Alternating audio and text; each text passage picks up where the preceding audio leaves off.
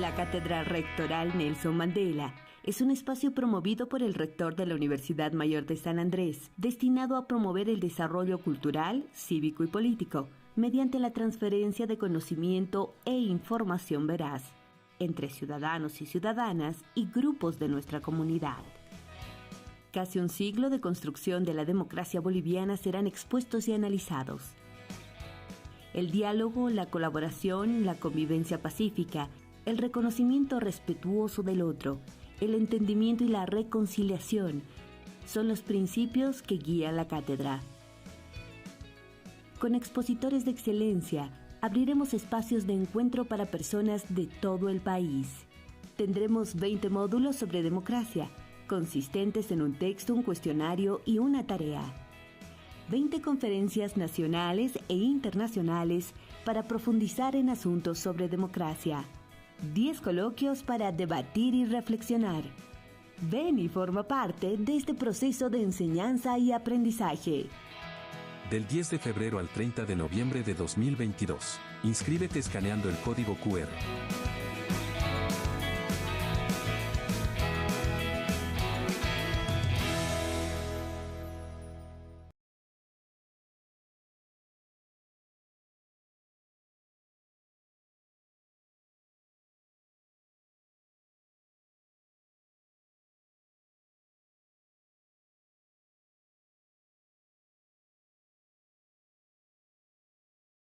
La Universidad Mayor de San Andrés.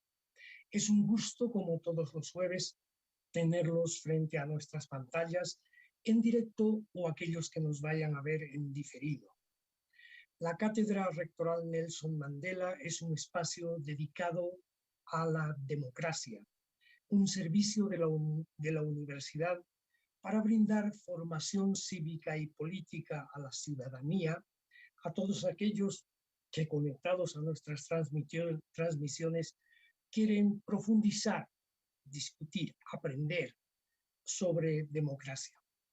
Hemos tenido a lo largo del año varios jueves, nos hemos dedicado a ver qué es la política, qué son las ideologías, qué es la democracia, cómo funcionan sus instituciones, los tipos de democracia que se pretenden y los valores y principios, en fin, todo lo que hace a la democracia. Y hoy estamos en un espacio donde nos vamos a dedicar a charlar sobre la democracia que se hace entre todas, todos y todes, es decir, la democracia sin discriminación. La democracia no puede hacerse solamente con una parte de la sociedad. O estamos todos incluidos o no es democracia plena. Ya hemos hablado de ello en el anterior jueves y hoy tenemos un grupo especial de invitados que con sus experiencias y sus actividades y su conocimiento van a hablar de este tema.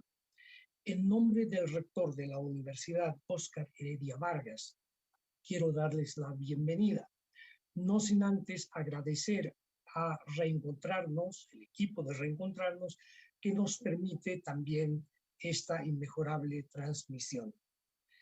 Tatiana Rojas, desde Bogotá, va a moderar hoy, como otras veces, el programa. Buenas noches, Tatiana. Bienvenida a la Cátedra Rectoral Nelson Mandela. Julio, muy buenas noches a todas y todos quienes nos están viendo también. Bienvenidas y bienvenidos a este espacio en el que justamente, como decías, Julio, vamos a hablar un poco de cómo la no discriminación nos puede ayudar a fortalecer la democracia y algunas lecciones aprendidas que hemos tenido a lo largo del camino en justamente buscar ejercer e implementar el principio de la inclusión en la democracia. Justamente la democracia debería ser un espacio en el que podamos encontrar y promover el diálogo entre todas y todos en sociedad. Y eso implica preguntarnos un poco o hacernos la pregunta que quedó del espacio anterior, del jueves anterior, sobre justamente discriminación, y es a quiénes discriminamos, por qué lo hacemos y en qué contextos lo hacemos. Aquí para nuestros panelistas un poco contarles lo que hablamos la semana anterior con una invitada muy especial. Justamente a raíz de esas preguntas, entonces, la idea es que hoy partamos de hablar sobre qué lecciones aprendidas tenemos y cómo podemos ayudar a fortalecer la inclusión dentro de la democracia.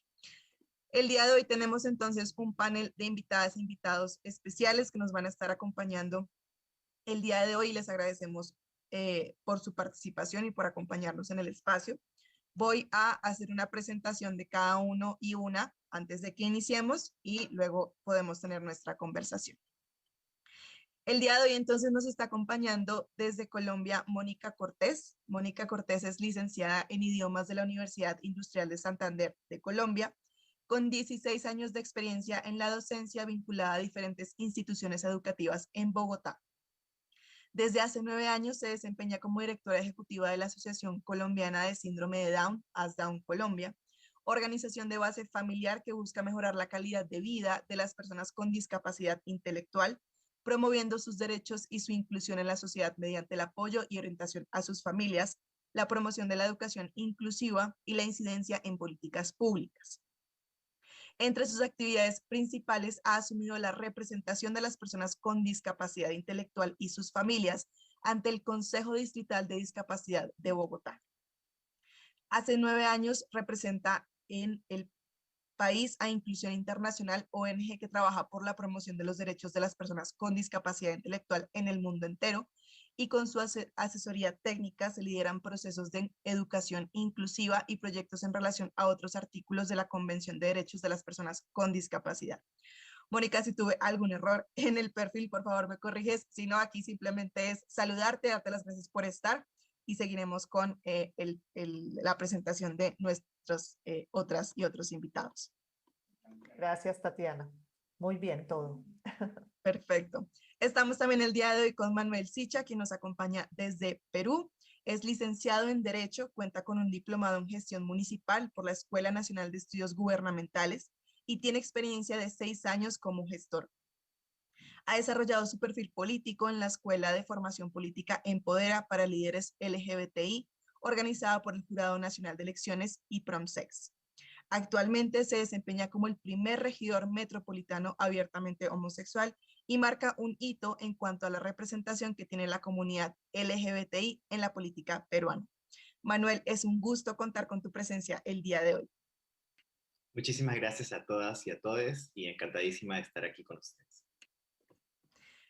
También contamos con la participación de nuestro componente nacional, Michael Gemio. Michael es egresado en Psicología de la Universidad Frans Tamayo, Unifrance, líder y activista, defensor de los derechos humanos del pueblo afroboliviano. Actualmente es vicepresidente y fundador de la Asociación Consejo Afroboliviano de Santa Cruz, CONAFRO-SC, que es la organización representante del pueblo afroboliviano de Santa Cruz.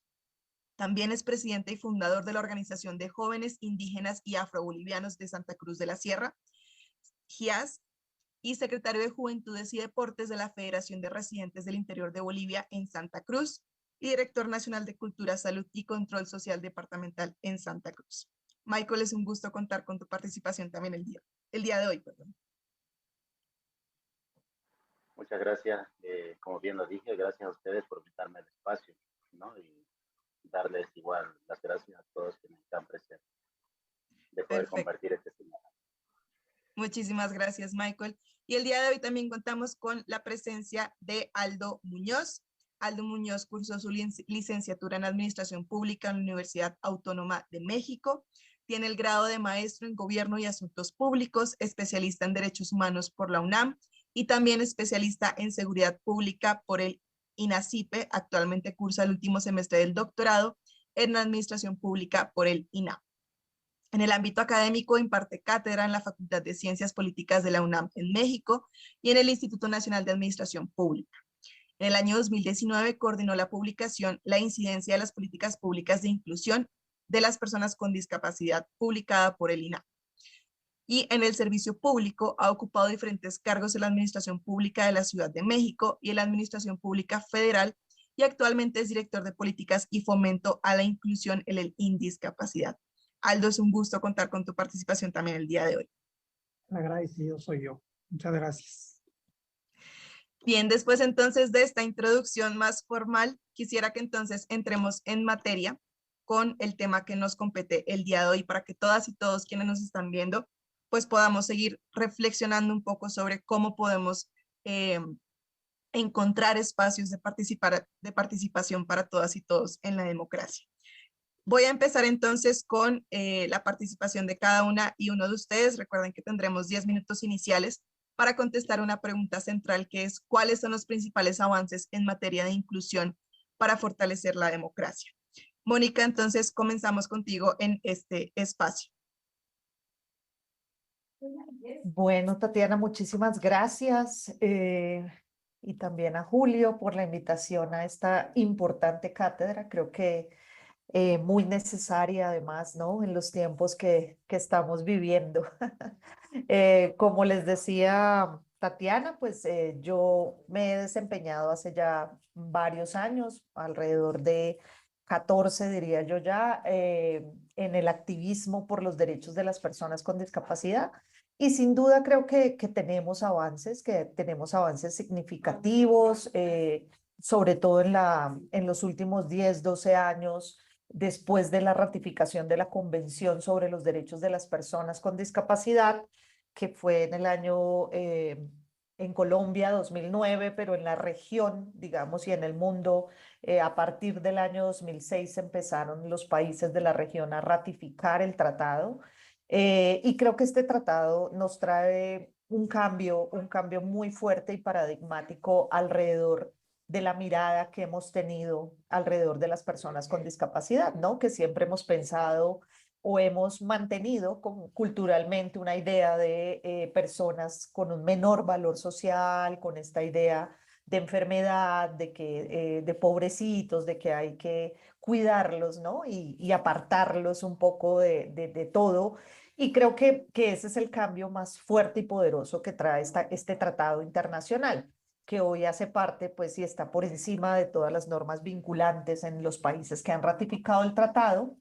Y este Tratado de Derechos Humanos, pues, por supuesto, tiene con esta nueva perspectiva de la nueva visión sobre las personas con discapacidad, pues tiene una perspectiva también relacionada con la participación, y la participación no solamente en el ámbito social, de inclusión en todos sus derechos, sino adicionalmente en el ámbito político.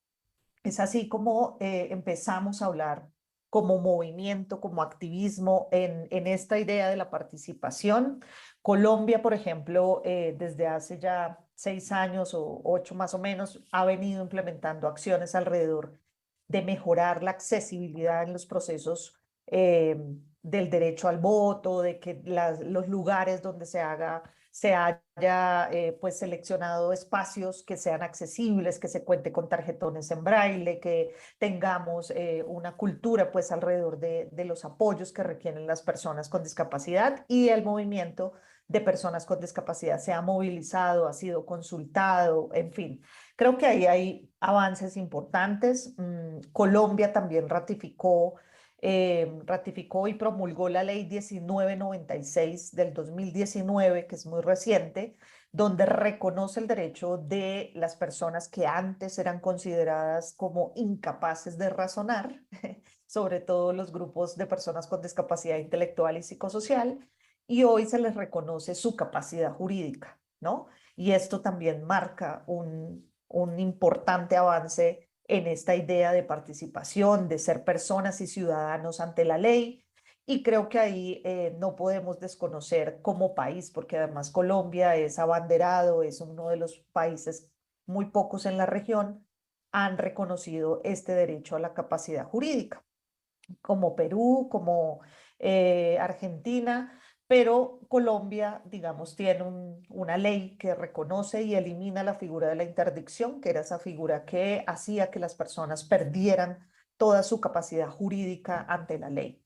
Entonces, eso no lo podemos desconocer, y eso ha abierto la posibilidad también de que muchas personas con discapacidad hoy, por ejemplo, antes, incluso en estos últimos tiempos electorales, muchas familias nos llamaban a preguntarnos que si su hijo podía votar ahora que ya tenía capacidad legal. Y por supuesto desde antes podía hacerlo, pero no había esa conciencia, digamos, cultural, de que él también podía ser parte de estos procesos electorales, y estoy hablando de personas con discapacidad intelectual, ¿no?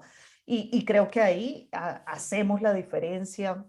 Las personas con discapacidad intelectual también nos han mostrado en procesos de formación toda su capacidad e interés por la política, o sea, saben muchísimo de política, les interesa mucho votar y les interesa también reconocerse como ciudadanos que pueden tomar ese tipo de decisiones. Entonces, creo que todos son avances.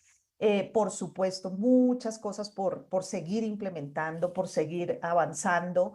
Creo que Colombia y los países de la región latinoamericana siguen todavía muy arraigados a esa mirada tradicional del pobrecito, de que los partidos políticos, porque también teníamos por ahí unas preguntas alrededor de los partidos políticos, que nos utilizan mucho para tomarse la foto en tiempos de campaña, en salir. A mí me llaman mucho, ¿será que una persona con discapacidad intelectual me puede acompañar? O sea, pero más como esa idea de mostrarse diverso, de mostrarse diverso, pero luego no están entendiendo lo que significa para ellos la participación, ¿no? Entonces creo que ahí todavía tenemos ese desafío de seguir pues transformando esas miradas, transformando esas ideas capacitistas y de solo para la foto, o llaman a una persona con discapacidad física o auditiva para que haga parte de la lista, ¿cierto? De personas en la campaña, pero luego esto es nada más como para, como les digo, para salir en la foto y para mostrarse como un partido plural y multiétnico y que son palabras muy potentes, digamos, a la hora de buscar votos, pero finalmente no hay de fondo una conciencia clara alrededor de la participación de los movimientos sociales que históricamente han sido o se han mantenido en la exclusión o aparte, ¿cierto? Entonces creo que ahí tenemos todos como desafío, por eso me parece muy importante esta cátedra, no solamente porque nos tenemos que formar al interior de los movimientos sociales, ¿cierto? Para poder ejercer esta labor política, sino también porque tenemos que hacer un llamado a la sociedad y a todos los que estamos, porque la democracia somos todos, la política somos todos y ahí tenemos que estar. Entonces, no, por ahora creo que vamos y vamos teniendo una tarea también y una misión de que los movimientos sociales también interactuemos, ¿no? Porque a veces como que se queda discapacidad por un lado, los grupos étnicos por otro, y resulta que los temas son transversales en todos los colectivos, ¿no? Y hoy hablamos de un concepto que es la interseccionalidad, y creo que ahí también tenemos apuestas importantes más allá del fraccionamiento de las causas sociales, también ver cómo podemos tener objetivos comunes que nos unan y nos permitan avanzar en estas tareas. Muchísimas gracias, Mónica. Hay elementos muy interesantes, muy importantes justamente en la presentación inicial que quisiera quedarme hablando de eso, pero lo podemos retomar más adelante. Pero justamente esto que dices al principio, ¿no? Cómo podemos transformar que la participación no sea solamente algo para la foto, digamos, algo más de discurso, sino que realmente sea una participación verdadera. Y que busque, digamos, transformar nuestras democracias y nuestras sociedades. Por el tiempo, entonces, voy a seguir con nuestro siguiente espacio inicial, con nuestro siguiente invitado, que es Manuel Sicha. Entonces, la idea es que podamos contestar la misma pregunta en los 10 minutos. ¿Cuáles son los principales avances en materia de inclusión para fortalecer la democracia? Bueno, muchísimas gracias. Yo quiero seguir el hilo que ya nos ha colocado Mónica. Me parece importante además reconocer que así como hacía toda la exposición de que a nivel regional muchos países se han plegado en materia de la inclusión, porque además, digamos, desde alguna mirada antiderechos, si se puede llamar, se le ha llamado como una moda, atendiendo a, digamos, discursos como los que colocaba Mónica de solo instrumentalizar a diversas poblaciones vulnerables para la foto, para solo vender la idea de inclusión, porque es un tema que está en boga. Yo sí creo que es necesario reconocer que aun cuando hay esta instrumentalización, esta instrumentalización no es poca cosa. Digamos, es algo discrepante con algunos activismos, pero se puede tomar en consideración a partir de esta idea de considerar desde alguna mirada medio negativa, medio enrarecida, a las poblaciones vulnerables para colocar agendas, sin lugar a dudas, ¿no? En el caso de la población LGBTI lo ha sido en particular. En la región tenemos muchos países que han ido a la vanguardia del reconocimiento de derechos humanos, y esto, digamos, quienes estamos en la materia lo sabemos muy bien.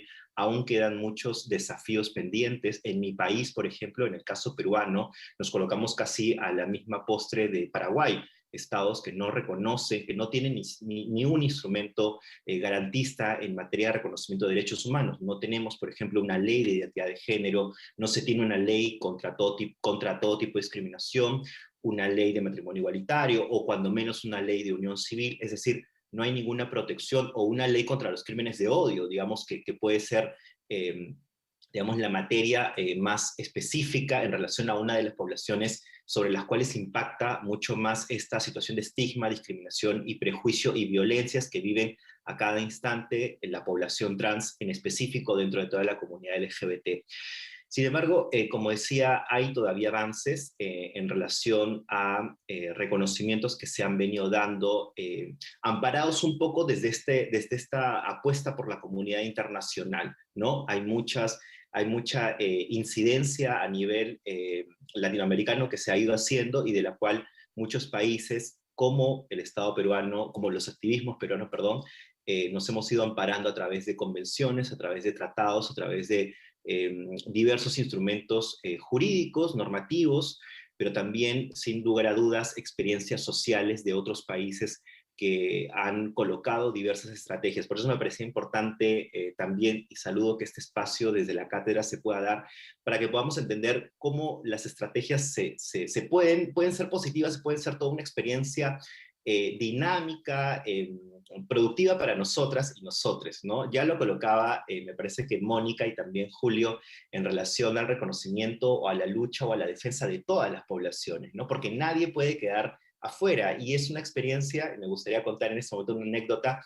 Nosotros en la capital, yo soy regidor metropolitano, que es ser concejal de la capital, y en 2 oportunidades, en 2 gestiones anteriores con 2 alcaldes, se presentó un proyecto de ordenanza en específico sobre la población LGBT, ¿no? Una ordenanza que lo que buscaba era prevenir la discriminación hacia la población LGBT, sancionar las formas de discriminación por orientación sexual o identidad de género. En la primera vez que se presentó, hace como unos 10 años, fue archivada, no se aprobó. En la siguiente legislatura, la siguiente alcaldía, tampoco se archivó. Y cuando nosotros llegamos, propusimos no una ordenanza en específico de la población LGBTI, porque lo que considerábamos era que estábamos dejando de lado la oportunidad de también plantear que habían otras poblaciones, ya lo decía Mónica, a las cuales también es transversal el tema LGBTI, ¿no? Existen personas con discapacidad abiertamente lesbianas, abiertamente homosexuales, existen personas trans afros, por ejemplo, y en fin, una serie de identidades que además tienen que tener esta garantía de parte del Estado. Entonces no era, para nosotros fue más estratégico y además una oportunidad de cambio, reconocer a todas las poblaciones vulnerables a partir de esta propuesta de ordenanza. Y fue estratégico además, y ya lo pongo un poco para provocar la discusión seguramente más adelante, fue más estratégico porque llegábamos con todo un bloque, ¿no? Un bloque de población afroperuana, un bloque de población indígena que se tiene en la capital, un bloque de personas con discapacidad, bloque de mujeres, de compañeros jóvenes, y también el bloque de personas LGBT, y digamos quienes a veces existen los antiderechos, como los llamamos desde el activismo, se negaban a alguna población como la LGBT, pero no se podían negar a otras poblaciones, y ahí cuando menos teníamos, digamos, un apoyo mediano, pero sin lugar a dudas se logró esa ordenanza, que es la ordenanza que a la fecha existe. Entonces, en el caso peruano quería comentar eso. Han habido seguramente otras experiencias que además nos nutren desde el activismo, pero que también debemos de tomar en cuenta quiénes tenemos enfrente. Muchas veces en el activismo se considera de que a partir del reconocimiento de los discursos que colocan muchas autoridades antes de llegar al cargo, tiramos la toalla y nos sumimos en una desesperanza porque probablemente el gobierno de esta persona que consideramos que tiene un discurso abiertamente conservador, abiertamente machista, abiertamente homofóbico, va a ser unos 5 años o 4 años de retroceso o de paralización de nuestras agendas en materia de derechos humanos. Sin embargo, es importante hacer incidencia, siempre hablamos que la incidencia va a ser la clave para lograr que una autoridad comprenda mucho más nuestras propias vivencias, nuestras propias identidades, nuestras propias necesidades, y que atienda además, porque es una de las obligaciones de toda autoridad que está en un cargo de elección popular, atender a la población independientemente de si esta votó o no votó por ella, pero es digamos, lo más básico y esencial de toda autoridad que está en el poder. Sin embargo, esto no muchas veces se comprende, no solo del lado de las autoridades que se niegan a atender las causas en materia de derechos humanos, sino también desde el otro lado, desde la sociedad civil, que como decía, tira la toalla, se suma en esta desesperanza y ya prefiere no abordar el tema o no hacer incidencia, la incidencia que finalmente conviene a estos sectores que quisiera que nos mantengamos callades y no hagamos nada y pasemos otros 4 o 5 años sin que podamos lograr algún principio, alguna defensa sobre nuestros derechos humanos.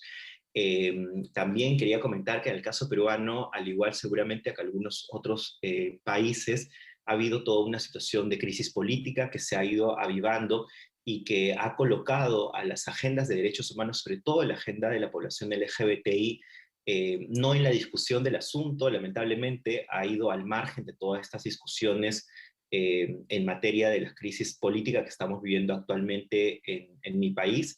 Si ya la agenda de derechos humanos es la última que se pueda tocar o que, digamos, la más invisibilizada, cuanto más es la agenda LGBTI que desde muchas miradas de diversos sectores que existen en la sociedad, es la que no debiera de tocarse, no debiera de abordarse porque es un tema privado, muchas veces leído así y no leído como una problemática social a la cual el Estado tiene que atender porque digamos, coge diversos factores y diversas miradas que son importantes de mantener. Entonces me quedo con eso para poder seguir con el tiempo y va a ser un gusto seguir hablando sobre este tema.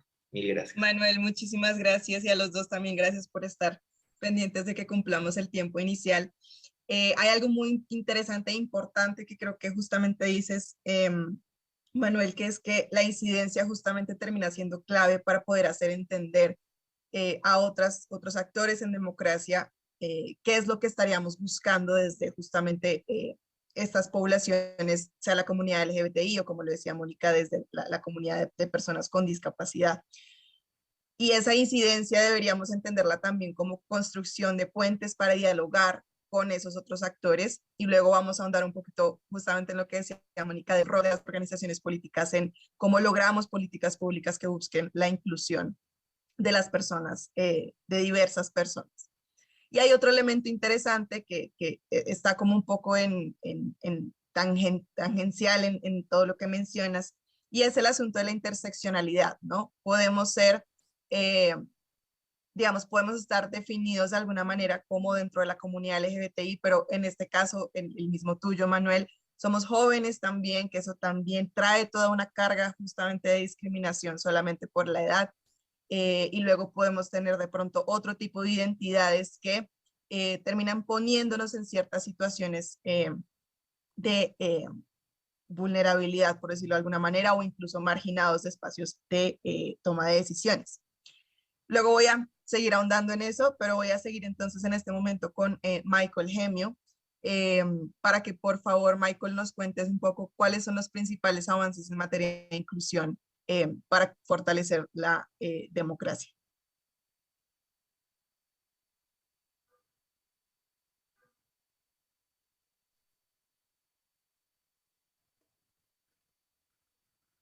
Michael, si nos estás hablando, creo que tu micrófono está cerrado. Ya. No, estamos acá. ¿Ya? ¿Me escuchan? Sí, ahí estás bien. Bueno, primeramente para el pueblo afro saben que ha habido una transición, ¿no? Una línea de transición. Anteriormente vivíamos en lo que es una república, ¿no? Bolivia se constituía como república. Y el hecho de cambiar a un Estado plurinacional recién le da el reconocimiento a este pueblo, recién le otorga derechos. Y ese es un gran paso, ¿no? El ser reconocidos. Y los derechos también, bueno, son buenos porque se le otorgan los derechos, pero esos derechos tienen que ver con relación a lo que es la población indígena. Y esos derechos también tienen ciertas barreras ante la sociedad y la ejerción y búsqueda de bienestar, tiene ciertas limitantes. Pero aún así es un avance. Lo otro es que también algo positivo que se logra es también tener lo que es la ley 045 contra toda forma de discriminación y racismo. Algo que también pues se aplica dentro del contexto para el bienestar de lo que es estas acciones que atentaban con la dignidad, incluso el acoso en cuanto a lo que es el ser afro-boliviano. Y hasta ahí creo que son avances para el pueblo. Y entramos en el otro contexto. Dificulta mucho el hecho de que la Constitución, en cierto modo, se habla de algo inclusivo, pero en la ejerción es algo que no se da de manera positiva, y mucho más siendo el pueblo afro-boliviano. Dentro de ellos, del mismo redactado, como bien se menciona, 36 pueblos indígenas, originarios campesinos, interculturales, y estos se hace una paréntesis con y afro-bolivianos.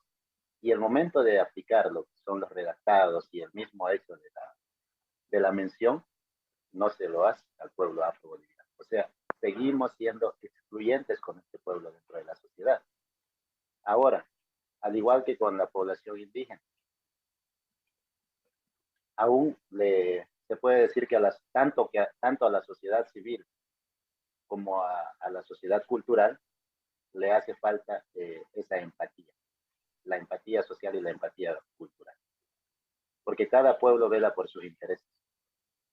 Y dentro del contexto a nosotros siempre nos vemos rezagados, o sea, nos vemos no excluidos. A diferencia en Santa Cruz, por ejemplo, Santa Cruz ha sido uno de los departamentos que no ha aprobado lo que era el cambio de constitución de Estado plurinacional.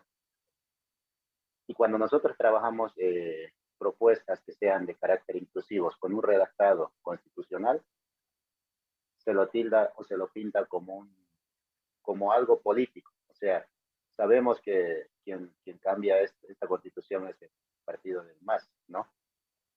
Y a nosotros nos relaciona automáticamente con ese contexto.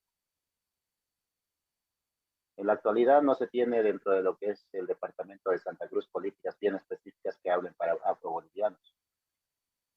De manera individual, los afrobolivianos en su organización representativa no han sido tomados en cuenta. Las propuestas de leyes que se ha presentado, en cierto modo hemos tenido la oportunidad de sentarnos a presentarlas y han cambiado por completo lo que es la inclusión del pueblo afroboliviano. Hemos tenido escenarios donde se ha tenido la negatividad de decirnos que vayamos y exijamos al Departamento de la Paz. Cuando el hecho de ser afroboliviano, tenemos historia en Santa Cruz, tenemos historia en Potosí, tenemos historia en diferentes sectores de Bolivia. La Paz ha reconocido dentro de lo que es su asentamiento, pero no solamente debería ser ese nuestro territorio. Y las políticas no deberíamos demandar desde allá. Por temas de jurisdicción, hay ese rechazo. Yo diría que dentro de esto nos falta mucho al pueblo afroboliviano. Hemos tenido un avance positivo en el hecho de estructurar nuestras organizaciones que se dediquen a la ejerción de la búsqueda del cumplimiento de los derechos y la búsqueda de la construcción de políticas públicas. De manera individual en Santa Cruz no nos ha funcionado hasta ahora irnos solos. Hemos tenido que aliarnos, por ejemplo, con población indígena. En algunos sectores la población indígena igual no se los reconoce. Hablamos desde el municipio, se construye, por ejemplo, las políticas, no salvaguardando lo que es ni el patrimonio cultural intangible que se reconoce, sino que usamos un discurso más aún republicano, yo podría decir. Queremos hacerlos todos por igual, o sea, el mestizaje queremos que sobresalga y la cultura vaya desapareciendo. Yo dejaría eso como un antecedente y referente para tal vez más adelante seguir con los temas que vamos a entrar en debate. Muchísimas gracias, Michael. Rescato de alguna manera, y es como algo que ha salido en las tres intervenciones que hemos tenido hasta el momento, y es esa alianza justamente que se puede hacer entre diferentes agendas que tengamos dentro de la población. Lo decía un poco Manuel, de cómo se dio el ejemplo en Perú, y Michael lo dices ahora hace un momento, respecto a cómo desde las comunidades afro-bolivianas se han tenido de alguna manera que tener conversaciones y diálogos con poblaciones indígenas para poder adelantar y hacer incidencia para buscar justamente el cumplimiento de esos derechos.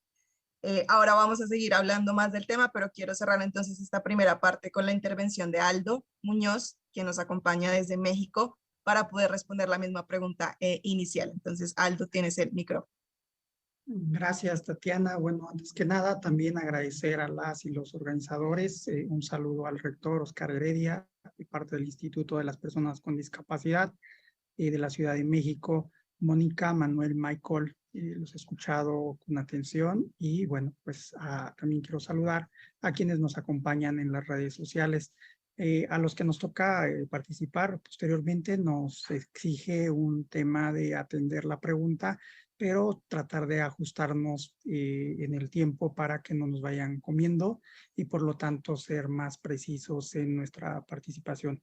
Entonces, bueno, intentaré hacerlo en los 9 minutos que me quedan.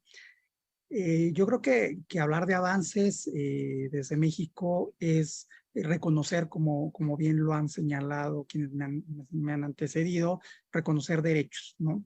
Y Mónica lo apuntó muy bien. Hablar del tema de discapacidad es hablar también del primer Tratado de Derechos Humanos del siglo XXI, que nos ha permitido transitar a un paradigma diferente, transitar hacia el paradigma de los derechos humanos. Y el México nos significó de gran manera también llevar a cabo una reforma constitucional en derechos humanos. Hablar de discapacidad también nos ha llevado a plantearlo desde diferentes ópticas, desde diferentes análisis, desde el enfoque de los derechos humanos, pensarlo desde las políticas públicas, hablar del espacio público bajo otras dimensiones que creo que es importante en una democracia. Hablar de diferentes lenguajes, de formas de comunicación, que son una parte de los medios de la inclusión. Creo que en ese sentido, el diálogo que ahorita estamos teniendo va a ser muy enriquecedor. Hemos avanzado, tendríamos que hablar también un poco de la igualdad de oportunidades. Comentar que aquí en México existen un mayor número de legisladores y legisladoras con discapacidad y también un mayor número de personas que participan en los cargos públicos. Porque la convención habla de la cuestión política, pero también de los asuntos públicos. Y también hay una mayor participación de las organizaciones de la sociedad civil, pero también de las mismas personas con discapacidad. Entonces habla de que participan las personas con discapacidad y las organizaciones que las representan. Entonces esto nos lleva a pensar en un elemento de democracia. En ese sentido, las personas con discapacidad, las organizaciones han ocupado una función importante dentro de la parte de la organización de los asuntos públicos. Porque es muy importante, y lo decía Michael muy bien, porque ahora podemos ver una parte de incidencia en la política pública. ¿Cuándo será perfecto? Cuando las personas con discapacidad, los grupos de atención prioritaria participen en la incidencia de la política pública, pero que también participen en la evaluación de las mismas políticas públicas, que entiendo también va a ser un tema que vamos a estar abordando más adelante. Entonces, en una democracia las personas con discapacidad deben participar de manera plena y efectiva, no solo en la vida política, en la vida pública, en igualdad de condiciones como lo marca la Convención. Sí ha habido, concretando ya la idea para hacer el ajuste de tiempo que prometí, es importante que hemos avanzado en el cambio de paradigma. Es importante que también conocemos diferentes dimensiones de la accesibilidad, no solo con una visión arquitectónica. Tenemos que hablar de accesibilidad en el transporte público, de accesibilidad en los medios en la comunicación, en el uso de tecnologías. Es importante reconocer la organización y la lucha comprometida de los grupos, de las colectivas, los colectivos que participan de manera importante en todo esto que he comentado y que además buscan diferentes mecanismos de participación para realmente incidir. Aquí en México, por ejemplo, hay un grupo de organizaciones de la sociedad civil, y con eso voy cerrando, que participan precisamente en recabar la información para participar en los informes que solicita la ONU respecto al cumplimiento de la Convención sobre los Derechos de las personas con discapacidad. Y pues yo creo que lo dejaría ahí para que haya otro espacio y tengamos ahí mayor precisión en las siguientes preguntas. Bueno, muchísimas gracias. Me voy a permitir continuar la conversación. Retomando esto que nos decías, Aldo, respecto a esta lucha comprometida que tiene la sociedad civil. Las intervenciones, si comparten conmigo, Mónica, Manuel, Aldo, y Michael, nos hablan de una lucha desde el activismo, ¿no? Cómo nuestra conciencia, nuestra empatía y las distintas realidades propias de las personas que están aquí presentes nos ha llevado a tomar esa batuta, esa lucha por la defensa auténtica de los derechos, el ejercicio pleno de los derechos humanos de toda la ciudadanía, ¿no? O sea, se ha tratado de conquistas más que concesiones, por lo que nos relatan, ¿no?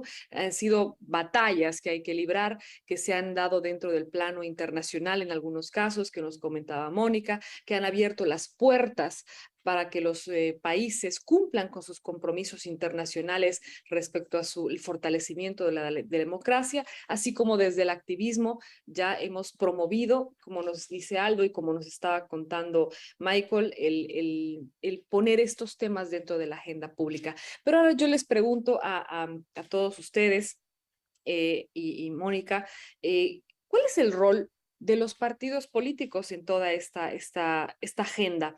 Tenemos a la ciudadanía activa, tenemos a ciudadanas y ciudadanos activos, tenemos compromisos de los países que se van cumpliendo, pero ¿cuál es el rol que ha cumplido o cumplen las organizaciones políticas dentro de lo que son las agendas que estamos repasando ahora para haber conquistado o no estos avances, estos pasos agigantados que hemos dado? Si nos pueden contar en el mismo orden que hemos empezado para no perderle el hilo. Mónica, podemos partir contigo. ¿Qué es lo que han Claro hecho que las sí. organizaciones políticas? Y si no lo han hecho, también un repaso de qué crees, cuál deberían ser este rol. Bueno, Erika, yo creo que las organizaciones políticas, como dicen ellos mismos, son dinámicas. Tienen no, somos dinámicos, cambiamos, cambian muy rápidamente de un tema a otro, bueno.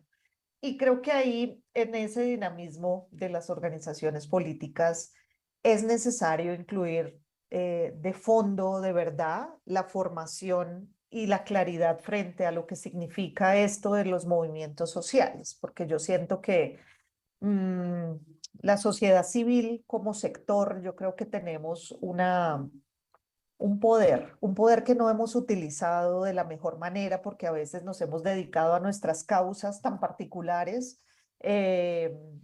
sin tener como todo este trabajo serio y, digamos, cercano, porque yo siento eso, ¿no? Las organizaciones políticas no nos ven como un actor clave más allá de vamos a contactarlos a ver cómo tenemos votos por allí, pero no con una precisión, digamos, o con una planeación de vamos a trabajar con las organizaciones sociales, ¿sí? Vamos a escucharlas de verdad y no en los 3 meses de campaña, sino a lo largo de todo el proceso electoral, de todo el proceso de los 4 años de los gobiernos, ¿no? O sea, cómo escuchan al movimiento social, cómo, digamos, esas políticas que pues de fondo se conocen, que los países nos hemos adherido, por decirte algo, a la Agenda 2030, y si la Agenda 2030 es lo que tenemos que pensarnos, venga, nos sentamos con el movimiento social para ver esto de la pobreza, o sea, cómo reducir la pobreza. Voy a poner solo ese ejemplo, ¿sí? Que es uno de los temas fuertes que hoy tenemos en la Agenda 2030 y que la mayoría de los países de la región lo tienen.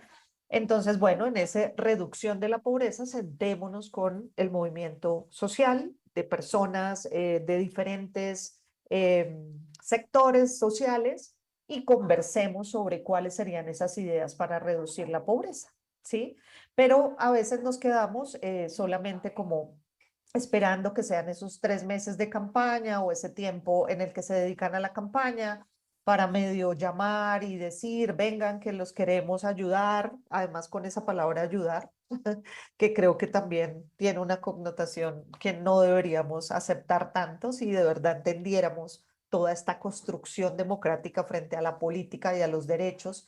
El tema no es de ayuda ni de los queremos ayudar, sino cómo de verdad construimos. Y alrededor de esa construcción de un tema específico, como es el tema de reducir la pobreza, aparecen todas estas políticas sociales, ¿cierto? Estas políticas sociales que muchas veces, y ahí ya mea culpa del movimiento social, nos ponemos a pelear a quién le dan el subsidio, si se lo dan a esta minoría o si somos, o si instrumentalizamos más el tema de discapacidad que el otro, quiénes, o sea, empezamos a mostrarle políticamente a ver quién está en más desventaja, ¿no? O sea, quién tiene menos oportunidades. Y creo que eso no debería ser, porque nosotros, si entendiéramos el proceso de los derechos, esto tendría que ser una construcción política organizada, de reconocernos, de entender las dinámicas y que las políticas sociales de verdad no se convirtieran en ese tema de pañitos de subsidios, que pues en algunos casos es necesario, pero que no puede ser lo único como en esa dinámica que tienen nuestras organizaciones políticas de tener esas políticas de subsidios como para los votos, ¿no? Pero no para construir y transformar. Y creo que ahí el movimiento social tiene una apuesta enorme y las organizaciones políticas de hacerlo bien, ¿no? Y no tan inmediatista, pero bueno, creo que es una tarea que tenemos y que me parecía que la tenemos que hacer bien en el ejercicio de movimiento social y que sería, como también lo decía Manuel y lo decíamos todos, una tarea que debíamos hacer también nosotros organizadamente, ¿no? Y exigible, no aceptando que nos llamen o salir en la foto de la política cuando es las campañas, sino también poder tener esta estructura para poder participar de la mejor manera y conseguir que las políticas se hagan desde la perspectiva que corresponde para la transformación que queremos, ¿no? Sin duda, Mónica, creo que esto que nos comentas, ¿no? De si las organizaciones políticas no han tenido o no tienen la capacidad en sí mismas de tener esa representación de las minorías, así como de las mayorías, más allá de la angurria electoral o la coyuntura a la que nos lleva, probablemente son las organizaciones quienes deberían cambiar de estrategia para posicionar su agenda en esos actores, pues finalmente deberían representarnos a todos y todas, pero nos olvidamos un poco de ese rol porque tal vez hemos tirado un poco la toalla, porque tal vez es como, por ahí no es, ¿no? Vamos por otros lados. Sin embargo, es importante preguntarnos cómo pudiéramos recordarles y poner en nuestra agenda en su agenda esto que debería ser su obligación de hacer, porque finalmente coincidirás conmigo, necesitamos que las organizaciones políticas representen los intereses de las minorías, pues son pilares fundamentales de la democracia, y eso que comentas de un cambio de estrategia pudiera ser algo que definitivamente debería tener más eco para que logremos tal vez mejores objetivos y les hagamos el sacudón de aquí estamos, esta es la agenda, cuál es tu propuesta, qué hay para nosotros más allá de la época electoral, ¿no? Te agradezco mucho, Mónica. Entonces paso a... a Manuel. Manuel, ¿qué te provoca esta pregunta? Las organizaciones políticas, ¿qué rol han jugado en esta agenda de conquistas en la que estás inmerso? Tú estás inmerso, eres una autoridad, un servidor público, diríamos en Bolivia, no sé cómo los nombran allá, pero ya estás bastante empapado, creo yo, de lo que es estar dentro del sistema, de los que son parte de los que van a tomar la voz en representación de otros. ¿Cuál es tu opinión respecto al rol de las organizaciones políticas en la agenda de las diversidades sexuales y propiamente en tu experiencia en este mundo? Sin lugar a dudas, es una posición fundamental. Además, en esta, si reconocemos, habida cuenta de la materia del conversatorio, que es uno de los pilares, como bien indicabas tú, de la democracia. Sin lugar a dudas, los partidos políticos son los únicos espacios que van a llegar a la toma de decisiones, no así desde la sociedad civil, y digamos, habría que hacer una diferencia muy clara en relación a quiénes van a poder institucionalizar diversas políticas públicas y quiénes van a poder desde otra esfera también hacer incidencia para que esas políticas públicas se puedan construir de la mano, se puedan monitorear, se puedan evaluar, se puedan implementar, ciertamente. Pero, sin lugar a dudas, los partidos políticos, las organizaciones políticas, lo que deberán hacer, uno es asumir compromisos políticos, que lo sabemos muy bien, para los 3 meses de campaña siempre lo van a hacer. Digamos, van a firmar cualquier documento, cualquier declaración, cualquier compromiso que le acerques como colectiva. Pero a más allá de asumir compromisos políticos, creo que tienen un deber de posicionar candidaturas abiertamente LGBTs, de candidaturas de diversas, que vengan de diversas poblaciones vulnerables. Y esto no muchos partidos políticos lo hacen, y quienes lo hacen incluso también lo hacen desde una mirada instrumentalista, paternalista, o de solo posicionarse como un partido político que lleva a cabo la inclusión, por ejemplo, solo colocando a una persona con discapacidad física, ¿no? Ni siquiera reconociendo la diversidad de discapacidades que existen.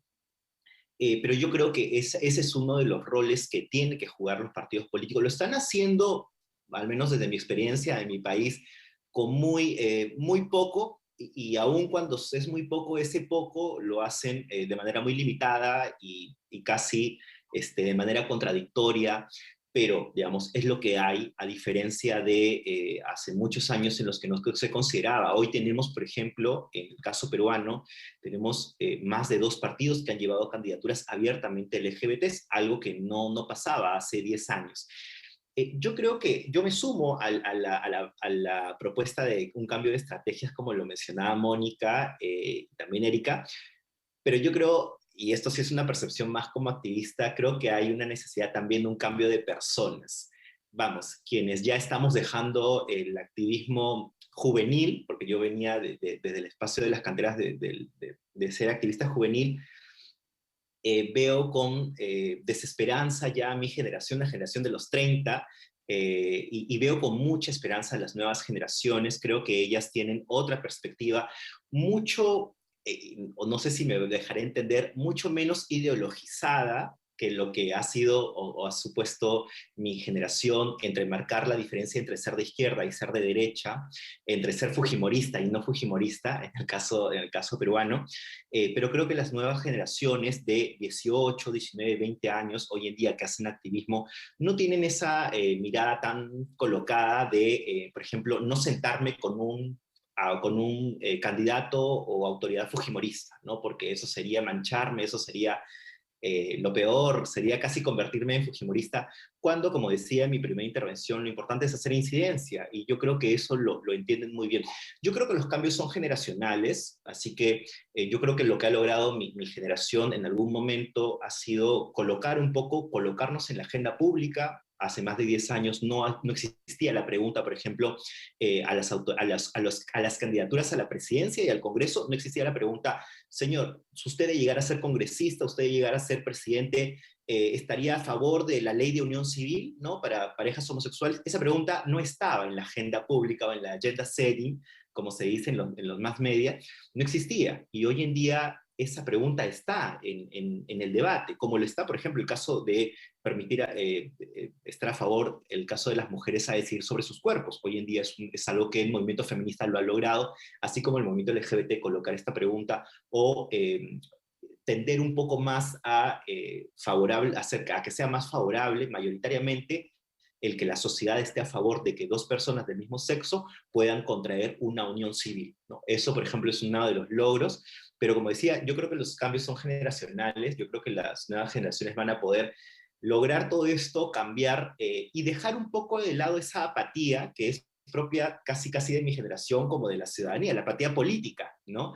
Si bien los partidos políticos no están haciendo tampoco mucho trabajo, mucha chamba, como diríamos en Perú, también es porque la misma ciudadanía no está ejerciendo su ciudadanía activa, no está participando activamente de política, y bueno, los partidos políticos también están, o las organizaciones políticas también están en una crisis. En el caso peruano es claro cuando no hay, por ejemplo, mucha presencia, mucha participación en las elecciones mismas. Los partidos políticos son cambiantes, no tienes, digamos, una raigambre ideológica. Hoy en día un candidato puede decir que está a favor del tema LGBT cuando su propio partido no lo está, o el partido sí está y el candidato no, y cuando llega a ser autoridad es otra cosa. Entonces creo que hay esfuerzos aislados que se están haciendo, no solo desde el activismo de la sociedad civil, sino también desde las autoridades, desde quienes somos autoridades, pero creo que toda esta estructura que debe cambiar sin lugar a dudas va a ir por ese cambio de estrategias que planteaban. Hay que desde el activismo ver otra manera en que planteamos nuestras agendas. Por ejemplo, a mí me sorprende muchas veces que cuando es una elección, desde el activismo estamos casi esperando que nos presenten los planes de gobierno y hacer una evaluación y un cuadro comparativo de si este partido A presentó una iniciativa o dos iniciativas en favor de la comunidad LGBT y qué partido no presentó. Eso me parece sorprendente porque lo que debiéramos hacer es no incidir en este momento de cuando nos presentan los planes de gobierno, sino construir o meternos dentro de los planes de gobierno. Es una lucha que todavía la tenemos en Perú, casi desde nuestra comodidad. Esperamos que los propios partidos metan nuestra agenda, cuando lo que debiéramos hacer es hacer incidencia en todos los partidos. Pero bueno, todavía, por eso decía que había necesidad de cambio de personas. Hay todavía personas del activismo que consideran que solo debemos de conversar con aquellos partidos políticos que siempre nos han considerado, que nos han reconocido nuestras identidades, y no conversar con partidos políticos que son la gran mayoría con las que hemos estado luchando, con las que nos han negado casi nuestra existencia, ¿no? Pero yo creo que hay que conversar con todas las fuerzas políticas, porque finalmente es la construcción de la democracia, ¿no? Y la construcción de la democracia se va a hacer con ellas, sin lugar a dudas. Me quedo ahí.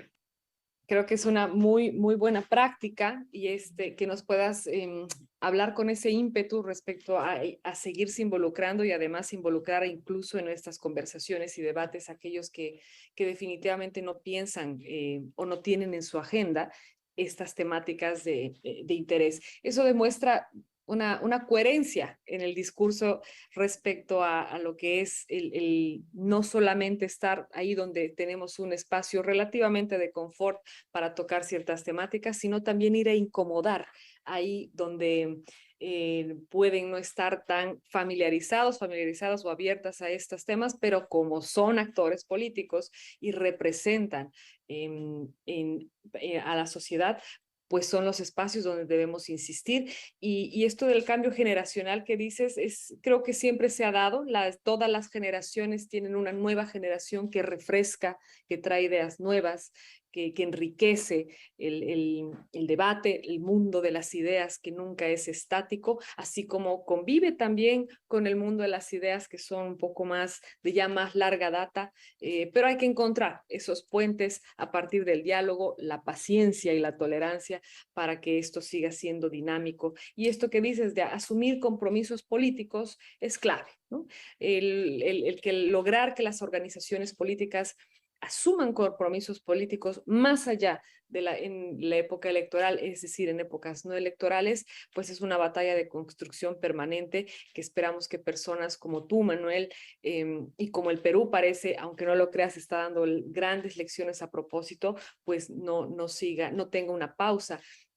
Ya lo que nos estás contando en tu contexto significan unos avances con respecto a otros países de la región, así que seguramente hay mucho más y otros espacios tendremos para que nos sigas enriqueciendo con lo que es esta lucha de una temática tan sensible dentro de la actualidad política en toda la región. Gracias, Manuel, y me paso a Michael. Michael, ¿tú qué nos puedes contar respecto a tu percepción del rol de las organizaciones políticas en lo que ha sido la inclusión y el derecho pleno de las comunidades afrobolivianas, y también cuál es el ideal, cuál es el imaginario y la agenda que tienes al respecto de estos importantes actores de la democracia como los partidos? Bueno, a ver qué puedo sacar o decir, opinar respecto a este tema. La verdad que de manera política, si hablamos partidaria, sabemos que siempre entramos con promesas, ¿no? En campaña. Y dentro de las promesas, pues bien, al ser una organización de política civil, muchas veces es deslindarte de lo que es tu pueblo en sí. Porque el pueblo en sí tiene también intereses personales. Y eso muchas veces, al relacionarlo políticamente, te genera confrontación entre tu propia gente. Creo que cuando una organización de política civil, como en este caso la nuestra, como el CONAFRO, que es una organización que se ha mantenido hasta ahora en Santa Cruz apolítica, no le rinde la venia a nadie. Y eso hace que el pueblo también te apoye en cierto modo. Pero ya cuando te toca llevar una casaca de color político, ahí hay confrontación con tu mismo pueblo. Para nosotros eso ha sido un rol que hasta ahora nos toca sostener como institución. Yo sé que dentro del mismo directorio, de la misma organización, habrán con sus casacas, pero se ha mantenido el perfil de la institución sin un color político. Y eso también, de cierto modo, a nivel nacional, nosotros sabemos que tenemos un CONAFRO igual representativo, como ejecutivo nacional. Pero ¿qué es lo que pasa? Ellos, por ejemplo, trabajan de manera cercana al gobierno, tratando de buscar las acciones políticas para el pueblo. Pero en ese ejercicio ha sucedido también una dificultad con los departamentales. Acá en Santa Cruz, a nosotros automáticamente, de experiencia, nos hemos dirigido a las autoridades mandándoles las cartas en representación y hemos tenido de manera, bueno, por otros lados, la referencia de que también nosotros somos parte de un partido político. Por el mismo hecho de que el Nacional trabaja en busca de acciones, a los otros nos han pintado igual de un color político. De cierto modo, no hay aceptación. Sabemos que en Santa Cruz y el Nacional o La Paz tienen confrontaciones políticas, son de interés político. Y nosotros, sin tener que ver dentro de ese baile, ya estamos metidos. Y eso también pone las truncas o las trabas para que nosotros podamos llevar nuestras demandas a que sean escuchadas ante los actores políticos. En Bolivia estamos en un decenio desde el 2014. El pueblo afroboliviano está en decenio. Y este decenio se termina el 2024. Pregúnteme qué acciones han hecho para el pueblo afroboliviano. Santa Cruz se les ha mandado las cartas de solicitud para justamente hacer las propuestas bajo estas acciones, en mención del decenio afrodescendiente. Pues no ha habido el interés de ningún partido político.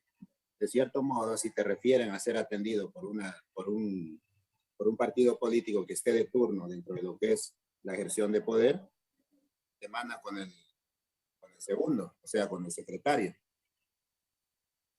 Ah, bueno, le vamos a programar para una audiencia o para una reunión. Resulta la reunión que termina siendo con el mismo secretario. O sea, no hay una voluntad. O sea, si vos vas y no eres parte de un color político, no vas a ser atendido. Acá lo que los partidos políticos, dentro de lo que son su ejerción de derechos, lo primero que buscan es cuánto de población tienes, cuánta gente tienes, para que yo vea si te puedo dar algo. O sea, tenés que rendir una venia si querés algo. Y cuando tú vas sin esa intención, pues lastimosamente es lo que nos está pasando hasta ahora. La búsqueda la búsqueda de la ejerción de tus derechos sin hacerle la venia a alguien no se logra. Creo que las estrategias tienen que ver tal vez de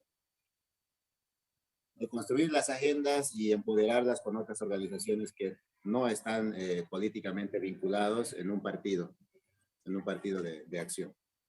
Y ser más de política de partidaria social. Nosotros vamos por ahí.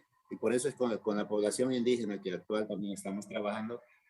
Es una organización que no tiene un color político. Hubieron momentos incluso en momentos de campaña que fueron así tan descarados de decir, ¿saben qué? Si ustedes nos apoyan en la campaña, nosotros les vamos a dar lo que ustedes están pidiendo. Ténganlo por seguro. Y lastimosamente el partido no ganó. Y si nosotros nos pintábamos, si hayamos sido débiles dentro de lo que es el proceso de lucha que tú estás llevando, porque estas acciones que tú buscas son luchas de años, son luchas de tiempo. Han venido líderes anteriormente con ese objetivo de buscar algo. Y en ese proceso no puede ser que tú de la noche a la mañana, por conseguir un interés personal, lastimosamente muchas de las organizaciones y nuestros representantes van por intereses personales. En el camino se les olvida que traían una lucha desde abajo, por el simple hecho de conseguir lo personal. Y ante eso es lo que nosotros hemos tratado de no caer.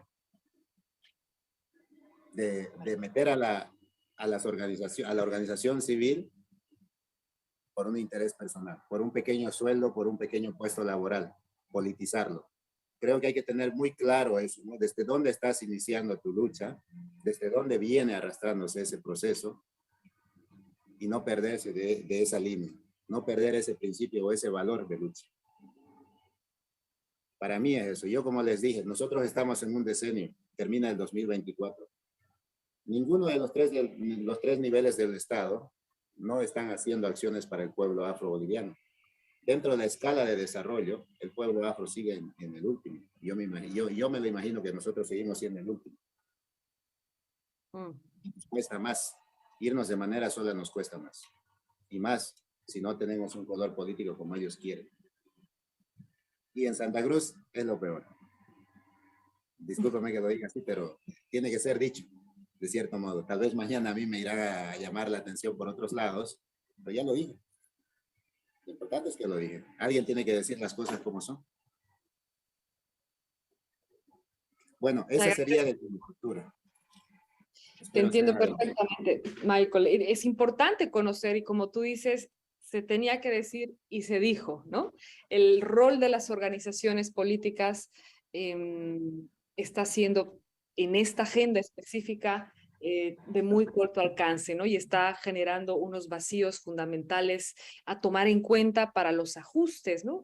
Nos habías hablado en un principio, por ejemplo, de estas conquistas a partir de la nueva Constitución Política del Estado del año 2009, donde se reconoce plenos derechos, existencia y visibilización al pueblo afroboliviano, pero por lo visto, por lo que nos comentas, esta es un reconocimiento nominal, es decir, simplemente estén las normas, queda todavía un amplio desafío por hacer que lo nominal se constituya en algo sustancial de ejercicio pleno de derechos y por lo visto hay desafíos muy grandes todavía para el sistema político boliviano de representar auténticamente los intereses de quienes, además de estar ya con una conquista legal establecida en nuestras normas con la ley contra la discriminación, con la propia Constitución Política del Estado y cuántas normas acompañan el promover, el restituir derechos al pueblo afroboliviano, pues el desafío sigue siendo muy grande y el sabor todavía es a poco, ¿no? A poco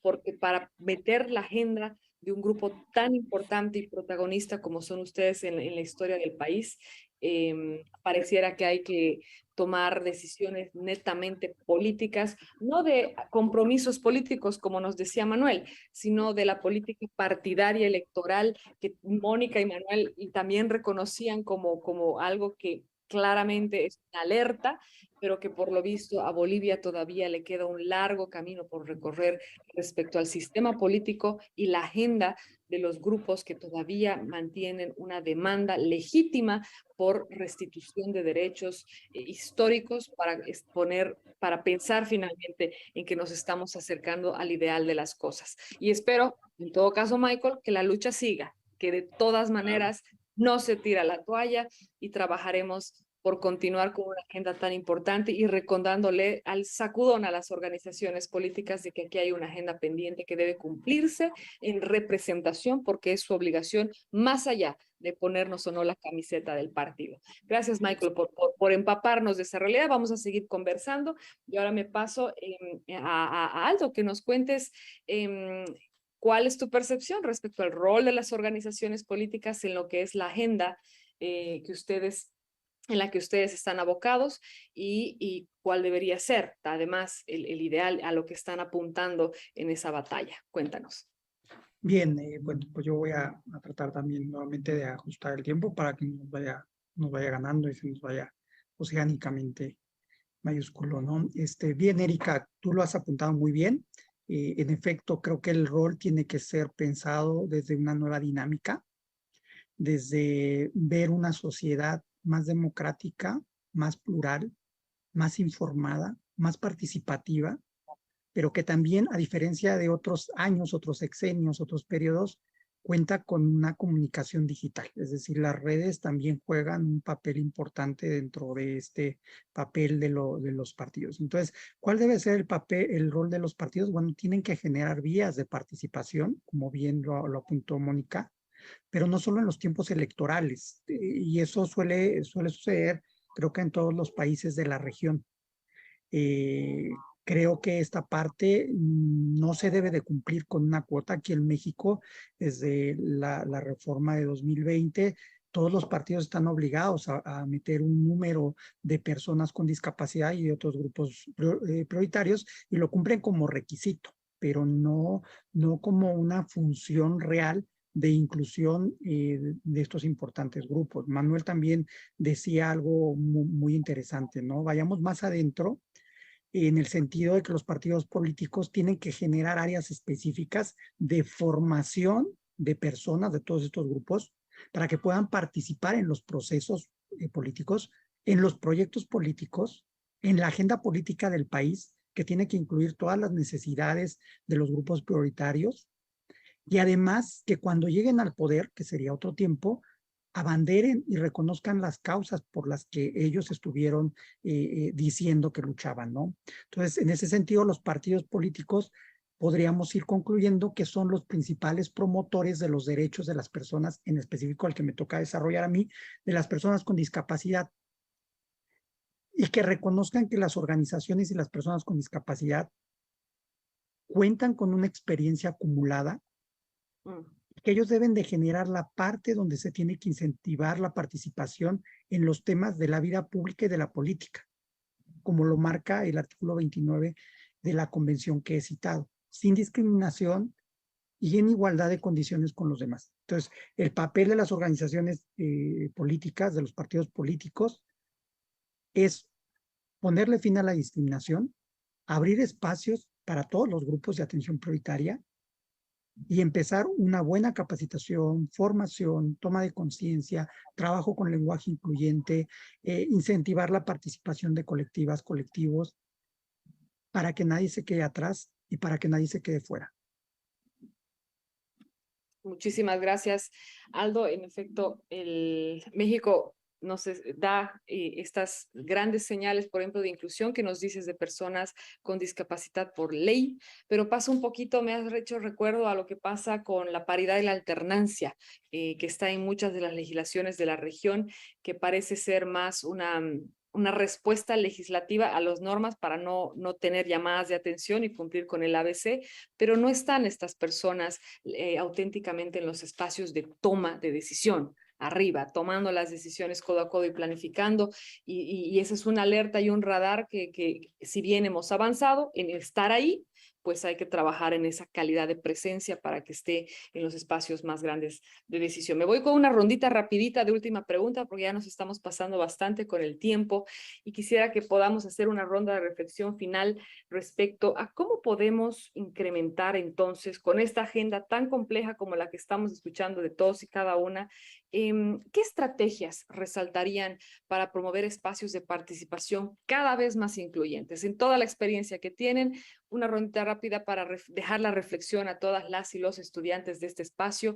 ¿Cuáles son las estrategias más resaltantes para promover espacios de participación más incluyentes dentro de sus agendas? Mónica, voy contigo nuevamente y les pido por favor ser bastante breves, que es un abuso de mi parte, dada la riqueza de lo que tienen que compartir, pero ahí por favor un minutito para que nos dejen por lo menos esa provocación y luego vamos a seguir ahondando, pues ojalá en otros espacios. Pues Erika, yo diría que una reflexión muy importante y que también de oír a los panelistas que han estado hoy aquí, yo diría que solos no vamos a lograr cambios y eso ha sido una de las cosas más difíciles de lograr y lo digo desde el mismo movimiento de personas con discapacidad que por lo general, y lo digo seguramente en Bolivia, seguro en Perú, pasa, entonces la población con discapacidad visual está por un lado, los sordos por el otro, a ver quién llega primero al gobierno de turno para ser tenido en cuenta. Entonces yo creo que si nosotros no rompemos con esa idea de trabajar tan fraccionadamente, sino que nos unimos además a otros colectivos. Cuando nosotros hablamos del derecho a la educación, tenemos que hablar con otros, no solo con el movimiento de personas con discapacidad, o sea, tenemos que hablar con otros que también luchan por una educación de calidad y hablar juntos para poder hacer transformaciones juntos. Entonces, creo que ese sería como uno de los grandes desafíos y eso también nos ayudaría a que nuestras organizaciones políticas nos vieran como un bloque mucho más sólido, ¿no?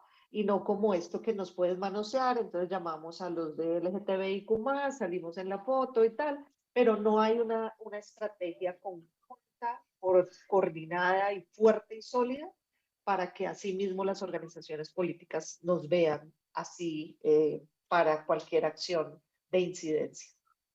Excelente. Solos y solas no vamos a lograr los cambios. Me quedo con eso, Mónica. No. Manuel, ¿qué te provoca? ¿Qué nos tienes que decir? ¿Qué estrategias resaltarías? Lo que no se nombra no existe, es una máxima para nosotras las feministas y creo que como población LGBT y como diversas poblaciones vulnerables tenemos que estar nombradas en diversos documentos, no solo nombradas, sino además asumir ese compromiso político que decía, pero que tenga eco, que tenga correlato en la realidad. Es importantísimo porque eso será nuestros instrumentos de incidencia. Segundo, cambiar los esquemas, es decir, yo creo que este cambio de estrategias tiene que también pasar por un cambio de nuestras propias creencias, nuestros propios prejuicios, desde el activismo, desde la sociedad civil, pero también desde el lado de las autoridades.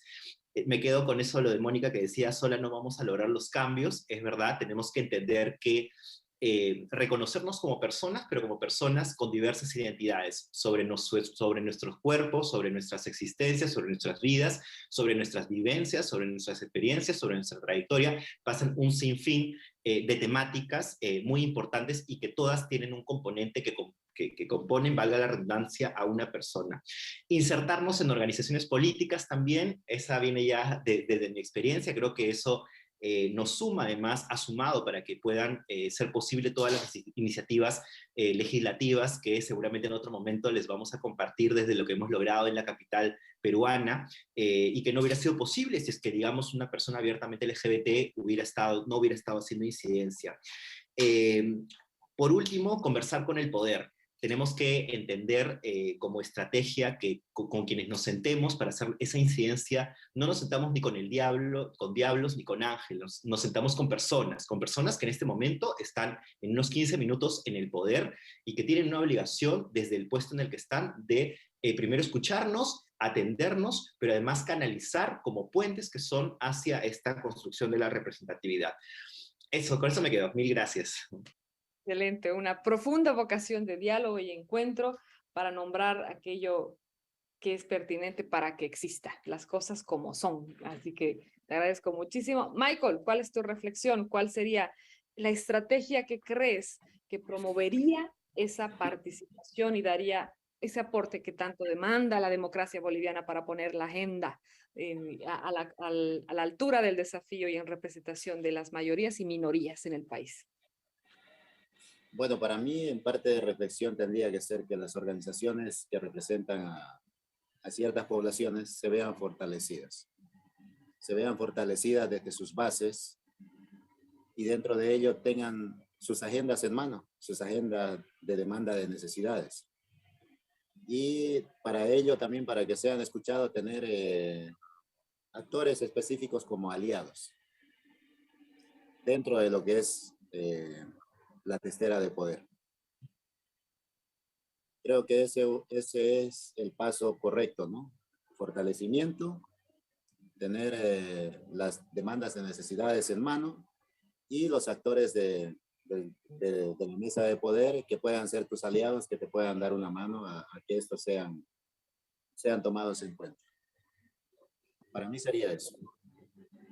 Muchísimas gracias, Michael. Y sí, sin duda pasa entonces nuevamente una reflexión por sentarnos con quienes tienen el poder y para generar estas alianzas estratégicas que nos dices. Y finalmente, pero no menos importante, Aldo, ¿qué nos puedes decir? ¿Cuáles serían las estrategias que podrían promover mayor participación en aquello y en esta agenda específica que nos interesa respecto a las personas con discapacidad? Gracias nuevamente por la palabra. Tengo la obligación de un poco dirigir el corte hacia el seminario que tiene que ver con democracia y en tanto, pues tengo que pensar mi pregunta también desde esta perspectiva.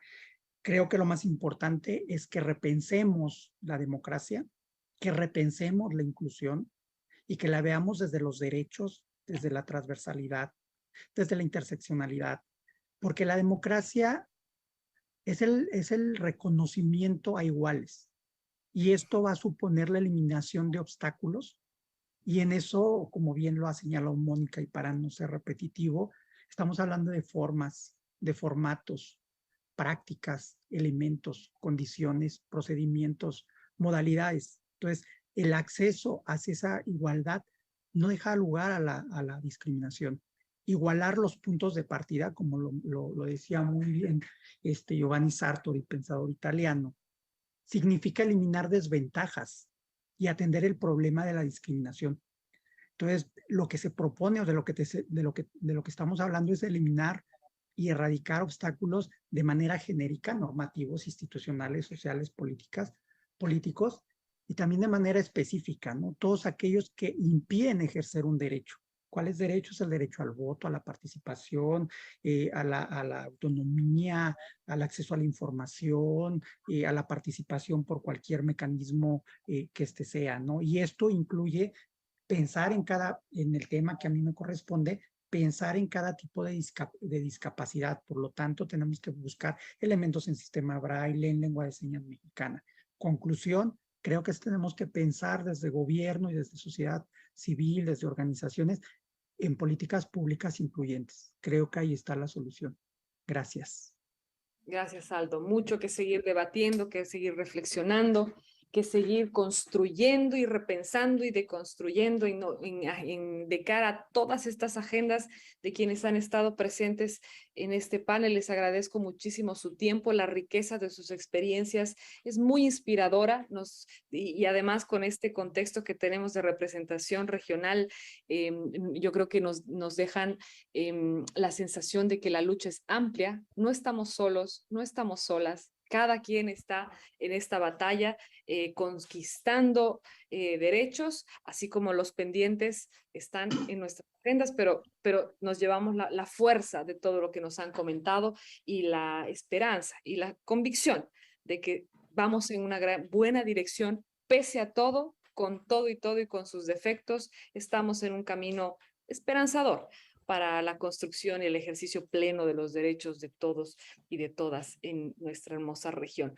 Julio, te devuelvo la palabra para hacer el cierre. Les mando un caluroso abrazo. Gracias por el honor de poder compartir con todos y todas ustedes. Ahora le paso la palabra a Julio para que también pueda cerrar el espacio. Ha sido un honor. No, ha sido un honor el haber compartido con la calidad de invitados que hemos tenido esta noche.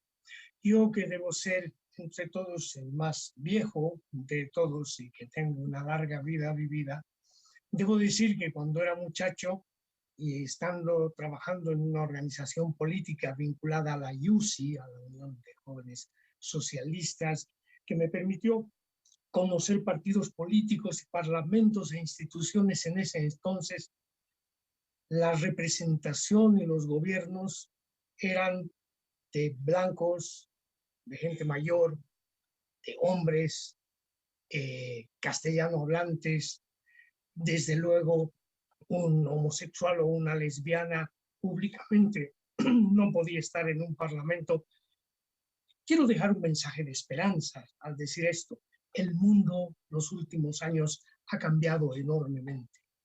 Y ese es un camino que debe continuar y que debe continuar con esta pelea que es inacabable, que es a largo plazo para sociedades más incluyentes, para sociedades donde todos seamos realmente reconocidos y seamos iguales.